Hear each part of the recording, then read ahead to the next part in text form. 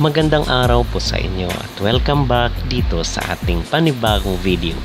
At mga kapolitika, update pa rin po tayo dito kay Ate Sam Manalo dahil ngayong araw po ay pupunta na sa Thailand itong ating representative sa Miss Universe 2025 para maging presenter ng Mr. International.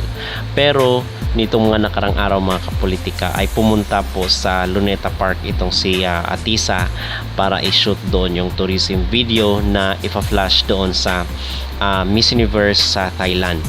So yun po ang pinaka-latest na mga kaganapan at mga updates sa kanya. Samantala, pinost rin ni Emma Tiglao itong kanyang looks na kung saan ay binihisan siya at inayusan nitong mga taga-Thailand. So masasabi talaga natin mga kapolitika na handang-handa na itong si Emma Tiglao para sa kanyang maging laban sa susunod na buwan para dito sa Miss Grand International 2025 na gaganapin sa nasabing bansa. So kitang-kita dito na kung saan ay napakaganda talaga ni Emma at hindi maipagkakaila mga kapolitika na isa siya sa mga frontrunner at malakas na candidate ngayon sa Miss Grand 2025.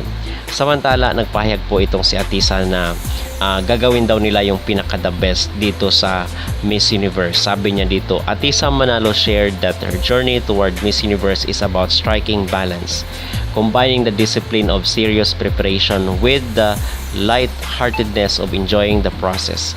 As the hones for communication skills, maintains her fitness and keeps a positive mindset. My team is making sure that I am my most prepared and I am the best Atisa when I go to Thailand.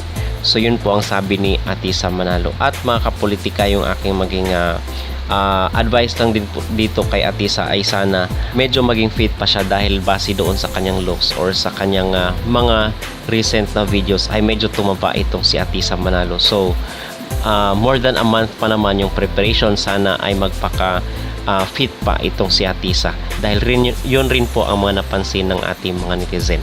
Okay, so yun mga kapolitika, ating update at ngayong araw ay pupunta na sa Thailand at paglapag niya doon ay agad na agad tayong mag-update dito kay Atisa Manalo. Okay?